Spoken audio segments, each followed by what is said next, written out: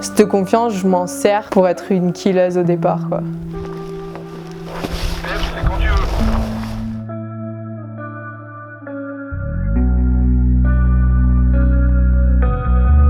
Quand je suis au départ, c'est moi la meilleure et je sais que je vais tout démonter.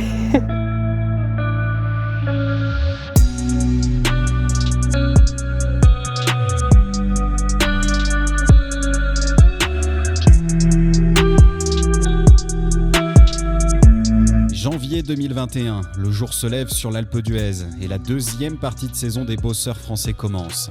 Dès l'aube, l'entraîneur Ludovic Didier s'active à préparer la piste flambant neuve. Après la tempête de la veille, Perrine, Lafont et les autres peuvent enfin en profiter pleinement.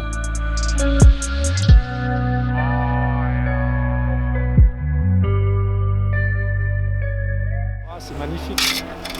C'est magnifique. En plus, vu qu'on est venu refaire la piste hier, tu vois, on a remis le volume dans les bosses. On l'a gardé ce matin. On va être bien. Ils sont excités comme des puces là. Et il y a Jules qui enchaînera dès que je suis en bas.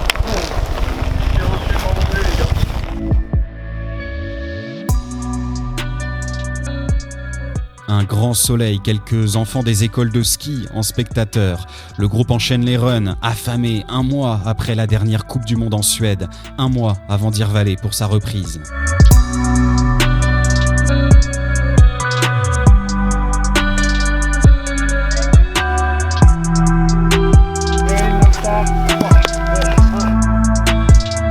On a envie d'y aller, clairement. Là, on est dans les starting blocks, on a envie de renouer avec la compétition, on a envie d'être dans un départ. On est comme des lions en cage, peut-être un peu presque, à être prêt à surgir, à donner toute notre énergie.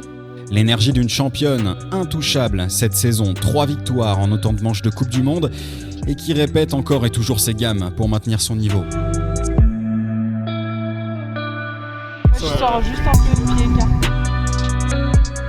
Derrière, on va dire, la facilité visuelle qu'on peut voir sur Perrine, sur les skis, à la télé, il y a énormément de choses derrière Perrine. Ça reste une femme, ça reste un humain, c'est pas une machine, même si on dit oui, Perrine, machine à gagner, oui. C'est vrai que c'est une très belle compétitrice, mais il y a énormément de choses qui vont aussi à l'extérieur de toute cette performance. Et voilà, il y a des moments où elle a des moments difficiles, elle a des moments de doute sur lesquels il faut être présent, faut l'assister, faut toujours être un peu aussi derrière pour la remobiliser, la rassurer, parce qu'elle a besoin d'être rassurée. Après elle, il n'y a qu'un truc qu'elle voit, c'est le résultat sur le papier. Ça lui parle. Tout ce qui est fait avant, quand c'est en début de saison, c'est plus compliqué. Après, quand le train est parti, c'est différent. Après, elle aborde les compétitions pas du tout de la même manière. Mais bon, je peux dire aujourd'hui que c'est une patronne. Parce qu'assumer ce qu'elle a dû assumer jusqu'à maintenant et est encore aujourd'hui la meilleure mondiale de son sport, notamment avec des juges, parce que c'est hyper aléatoire, ça fait vraiment d'elle une athlète exceptionnelle, quoi. Parce qu'elle est capable de gagner tous les week-ends et c'est incroyable. Ce qu'elle fait sportivement, c'est incroyable.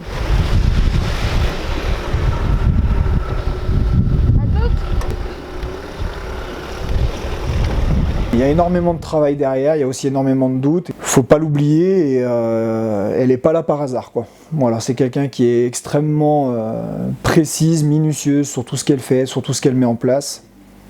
Donc voilà, mais nous on essaye aussi de... Enfin, c'est pas on essaye, on fait en sorte que ça se passe comme ça. Donc voilà, aujourd'hui, ça fait d'elle la meilleure et on est très fiers de l'avoir parmi nous. Vaut mieux avoir une athlète numéro 1 mondiale dans son groupe que dans un groupe adverse. 11 février 2018, les Jeux Olympiques de Pyeongchang, en Corée du Sud. Perrine réalise son plus grand rêve, devenir championne olympique. Un accomplissement sur le moment, mais seulement le début d'une longue domination sur sa discipline. C'était le truc que je voulais avoir dans ma carrière. C'était une médaille d'or olympique. Et pour nous, une médaille olympique, c'est la plus dure à avoir. C'est un jour, c'est 30 secondes et pas de chance, tu peux être malade ce jour-ci. Pas de chance, pendant ces 30 secondes, tu peux avoir une rafale de vent. Pas de chance, pendant ces 30 secondes, il peut y avoir du brouillard. Et moi, j'ai eu les 30 secondes de ma vie, donc ouais, je l'ai eu et maintenant, voilà, je peux être que heureuse de ce qui peut m'arriver après. Il y a un truc extraordinaire, c'est qu'elle a continué à grandir avec de la maturité toujours un petit peu en avance de son âge. Et finalement, elle n'a absolument pas changé, quoi. C'est exactement la même gamine que j'ai trouvée il y a quelques années en arrière. Alors elle a évolué, aujourd'hui c'est une femme, c'est une chef d'entreprise, c'est une sportive de haut niveau accomplie, c'est une championne olympique.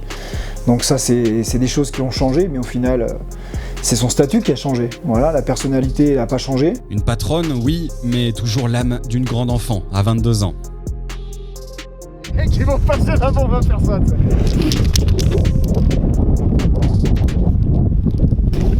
Si les championnats du monde ça n'a pas lieu, on va peut-être être repris sur la sculpture, il va falloir qu'on se concerte, quoi. Je suis fier de son parcours.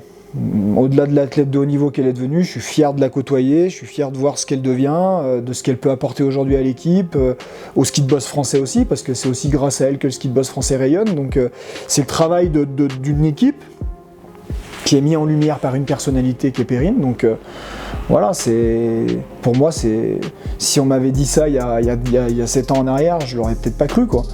Maintenant, on a bossé fort, on avait les mêmes rêves, on avait les mêmes ambitions, on les a partagés, on les a côtoyés, on les a réalisés. Maintenant, c'est pas fini. C'est troublant la facilité. Déjà la facilité par rapport à ses adversaires et la facilité par rapport à son ski. Quand on la voit descendre, à aucun moment on se dit que c'est chaud. À aucun moment on se dit, c'est impossible que là elle fasse une faute, quoi. Donc elle est vraiment très très calée sur sa technique, sur sa confiance en compétition.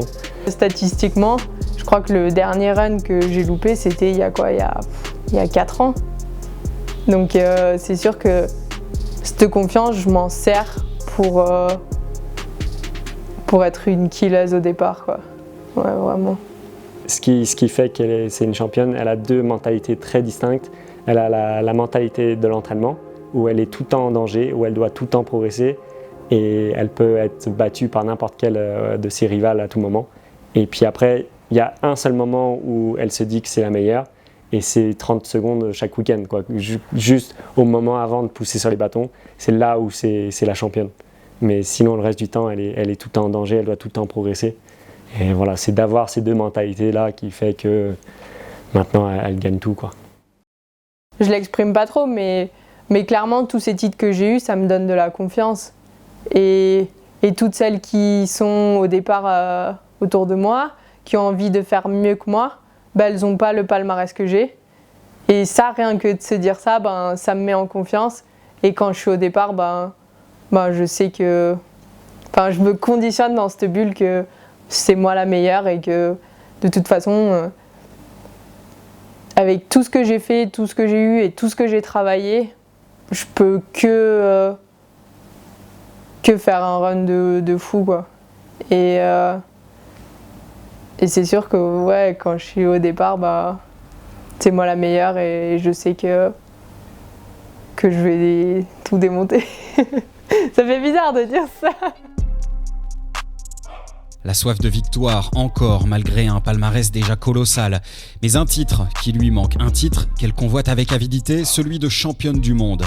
En 2021, c'est son grand objectif et il est parfaitement assumé. Je pense qu'elle le sait, voilà. Enfin, on le sait tous. Après, tu peux pas fonctionner comme ça avec que ça dans la tête. Sinon, tu fais plus rien. C'est de la crispation, c'est du stress supplémentaire, c'est de se focaliser sur quelque chose que tu maîtrises pas au final. Je pense que ce qu'elle maîtrise très bien aujourd'hui, c'est son ski, c'est ses sauts, c'est ce qui fait d'elle la meilleure du monde. Donc je pense qu'il faut vraiment qu'on reste concentré là-dessus. Si on veut avoir la meilleure chance possible et si on veut lui donner la meilleure chance possible d'être titré. Après, moi je me mets pas la pression vis-à-vis de ça. Je sais qu'il va falloir le gérer à un moment ou à un autre, mais pas de manière vraiment négative. Voilà, c'est quelque chose d'extrêmement positif. Et puis voilà, on s'avancera sur cet objectif, comme je l'ai dit tout à l'heure, naturellement, avec les bagages bien remplis en termes de technique, de confiance aussi, parce qu'elle fait un très beau début de saison, elle gagne les 3 premières courses. Donc voilà, aujourd'hui ça fait clairement d'elle la favorite. Donc voilà, on va l'assumer comme on a toujours assumé jusqu'à maintenant, et puis faire le boulot, et puis on verra ce que ça donne.